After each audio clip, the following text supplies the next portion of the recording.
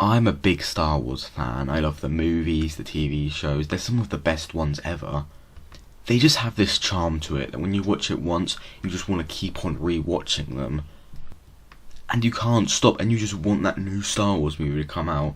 But the Skywalker saga concluded about a year and a half ago, so I'll be putting every single Star Wars movie and TV show into a tier list. Even though Bad Batch is out, I will not be putting it in this tier list because it isn't concluded. I want to know the concluded story before I put it in the tier list. If you don't agree, well, firstly, comment down below what ones you agree with, what ones you don't agree with, where you put them, what I did bad, what I did right, stuff like that. And that's all you have to do. Don't hate me in the comments. This is my opinion. People can have opinions. I believe that anyway. But I'm just going to start the list now because I don't want to keep on going on about details and stuff, so let's just start. Okay, so movie number 1, A New Hope. The visual effects, the general story, the acting was all great for the time. The best movie from 1977 in my opinion. It just has this really good way of crafting a story out of nothing. George Lucas, it was incredible, like he always is.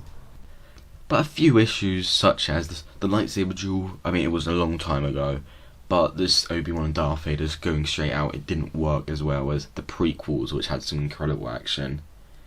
But I mean, killing off Obi-Wan, it was great, but again, another issue is that Luke, when his people that raised him died, he got over it in like a second, but then when Obi-Wan died, for like, 5 minutes, he was all depressed.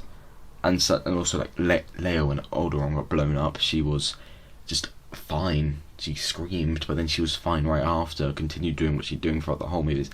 But that's because they were old movies, so little stuff like that really moved the movie down. But it's an obvious 9, 10 out of 10. So I'm gonna put it in whatever, a council member tier. I didn't make this, I just got one. Episode 2.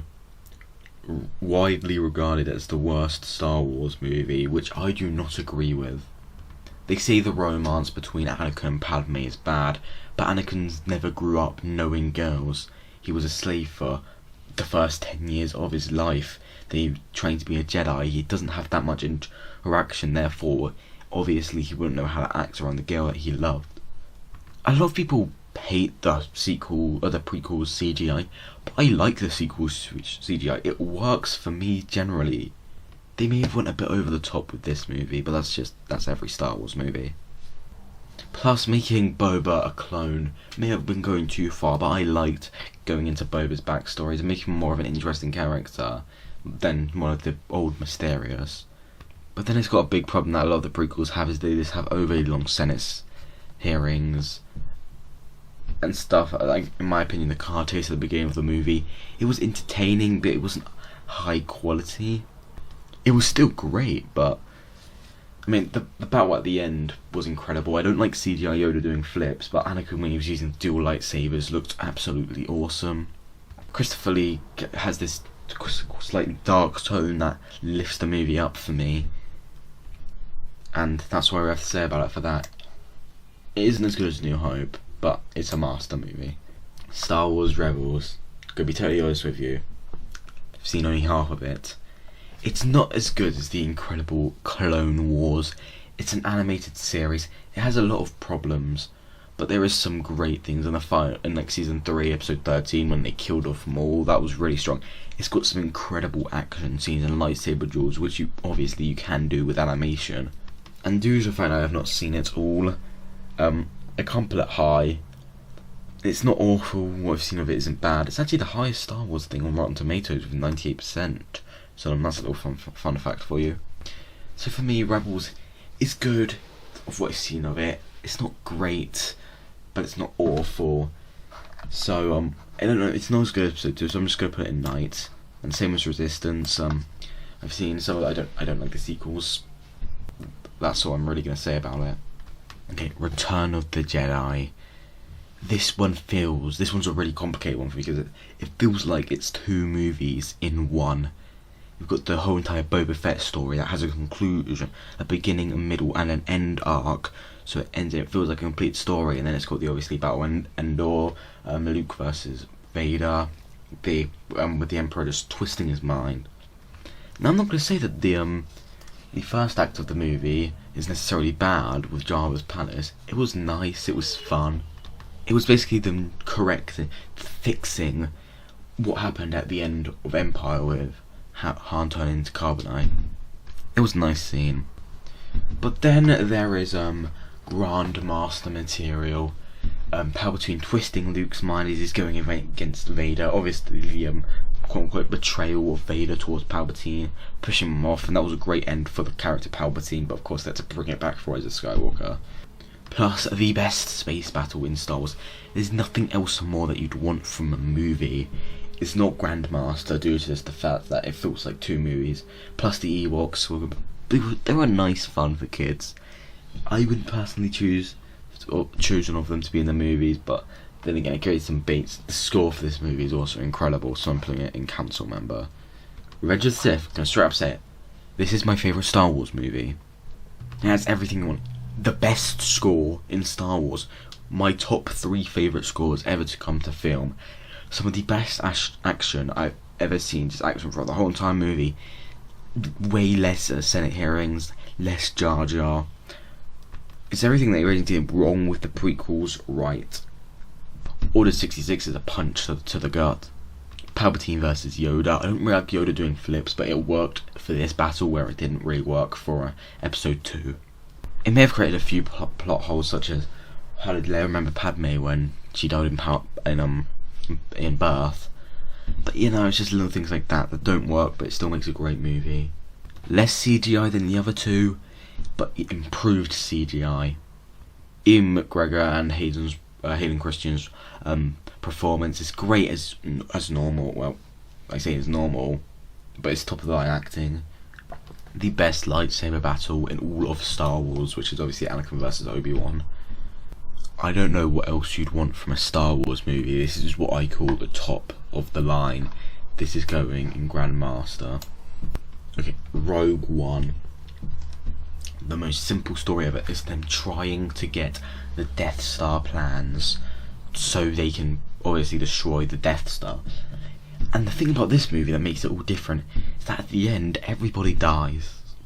Everyone that we got to know throughout the movie dies at the end. And it works for a movie showing that to get what you want to succeed, you're gonna lose some.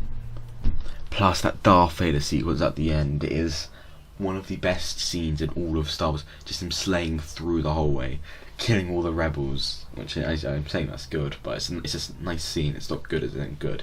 Do you get what I'm saying? For me, this is the best of the 2010 plus releases movies of Star Wars. Well, obviously the sequel trilogy had a lot of mistakes, and so did Solo.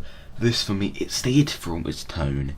Its tone stayed throughout the beginning to the end of the movie. Therefore, for me, Rogue One is a council member. Don't hate me. Solo. A movie that should have been a TV series about Han Solo. Showing all the things that we didn't want to know, such as how did Han Solo get his name? It's because he was alone. How did he get his dice? Because it's a lucky charm. I don't know. The movie for me just doesn't feel like Star Wars. It's not supposed to. It's supposed to be Star Wars without the Empire. But at the same time, I don't know. The villain for me was very uncompelling. Obviously, what he was doing it for, his love interest, he was trying to be a pilot, but then he found her, ruining his whole entire motive of the movie. Maybe one of the reasons why I don't like this is because the different actor of Han Solo. But for me, it isn't the Han Solo that we knew from the sequel trilogy. It's like a completely different Han. The movie's got some okay stuff to it, but overall, I'm going to have to give it Padawan. The Clone Wars movie. A movie based off of one of the greatest TV shows ever.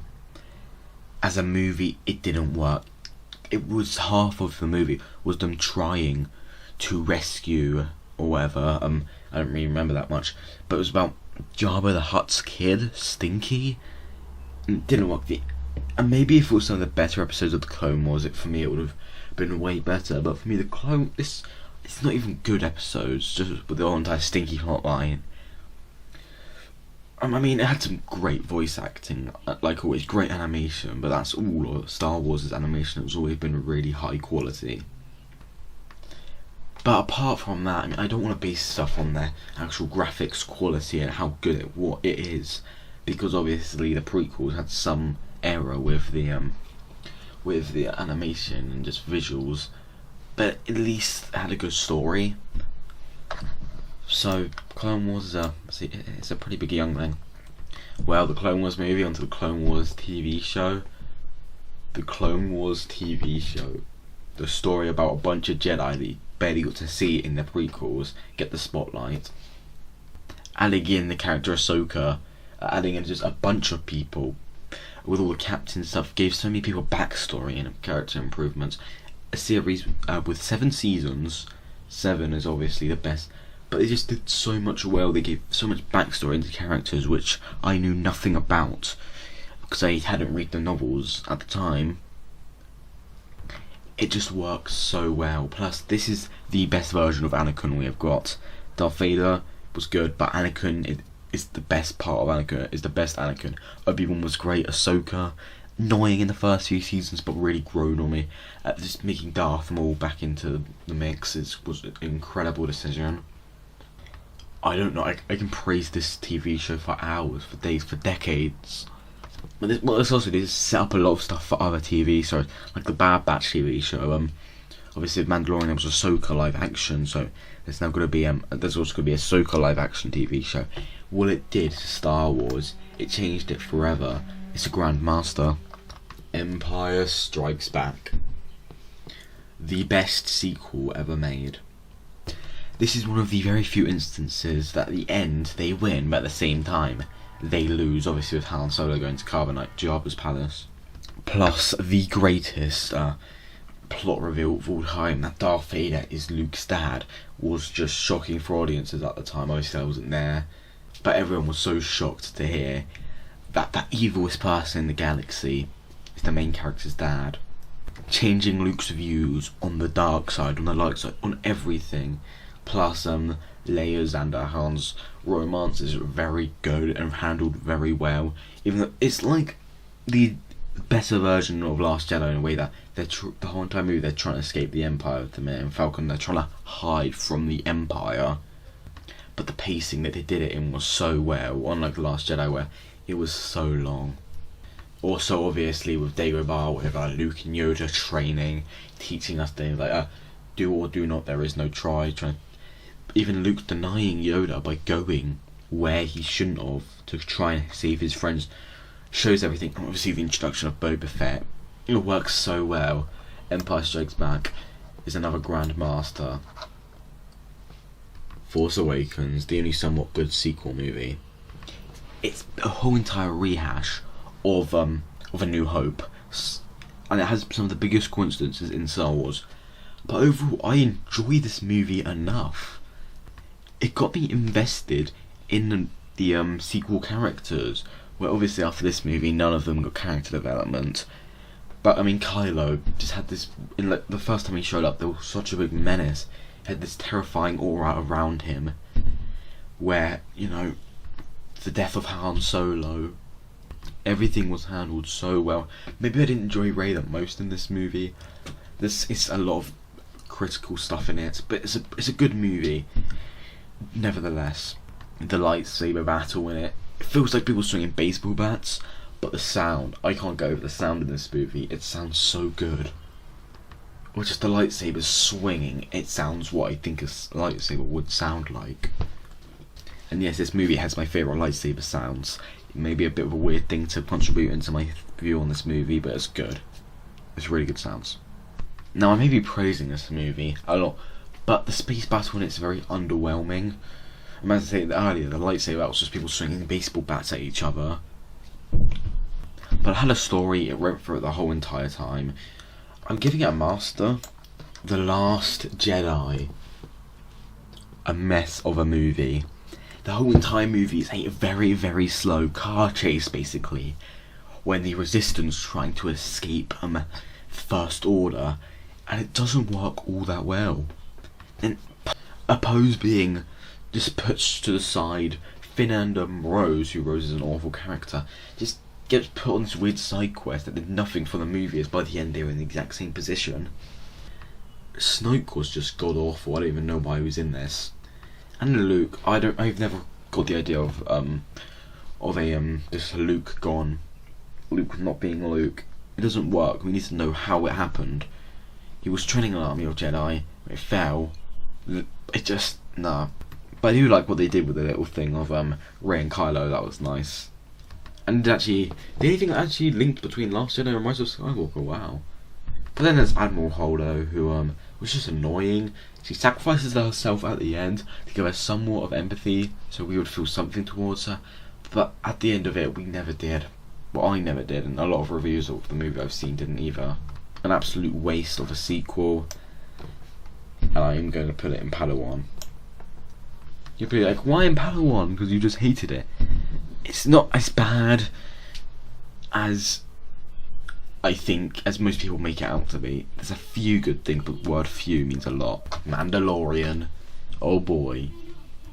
This is the only good to come out from Star Wars, from Disney Star Wars, since Rogue One.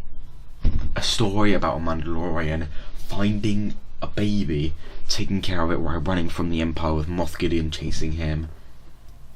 Side stories that work, just him trying to find a Jedi for Grogu in the second season, but then in first season he's trying to hide Grogu. It's good, but it's got, I'd say around 4 of the 16 episodes are pretty bad, so that's a quarter of bad episodes. But then there's just making something very subtle, such as just him taking off a helmet, a big moment for everyone watching a TV show who obviously does not know what the actor looks like. But this is a great TV show. I don't know, it's got some good really good elements in it, but then the lows are really low, and therefore it's a rank of master. And look at that, the first episode and the last episode. Ooh. Episode 1, The Phantom Menace. The Duel of the Fates at the end is incredible. Qui-Gon and Obi-Wan's relationship is incredible, so is Padme's. Jar Jar obviously is a big downfall to this movie, and I don't understand why they went from young Anakin to older Anakin, really older, in the space of 2 movies. I would have preferred him to already have known somewhat skills, and he had to fight in an arena instead of a pod racing match to escape his slavery. But this movie basically started it all. If it wasn't for Qui-Gon, none of Star Wars would have happened. Qui-Gon is a great character. He is what I'd expect from a Jedi. When I think of a true Jedi, I think about him and Master Yoda. That's it, for true Jedis. His death at the end just has a big impact towards everyone. But then there's also Jar Jar Binks, which kind of just makes the movie less enjoyable. And they overuse it, and the overly long Senate hearings just... It's a good movie, but it isn't as good as Episode 2, so I'm going to put it Night. Oh, and finally, my least favourite Star Wars movie, Rise of Skywalker. 0 character development. The return of Palpatine, Chewie dying, coming back, Kylo dying, coming back, Rey dying, coming back, Rey actually dying, Kylo dying again. It's a mess of a movie, it's a rollercoaster ride. They're going from scene to scene to scene. Awful action. Terrible jokes that I want to laugh when I watch a movie, but what most of the sequel movies didn't do was make me laugh. Such as the really bad, annoying They Fly Now joke. Like, what was that about? This movie had the chance to be a spectacular ending to the Skywalker saga, but it's disappointing, a piece of trash.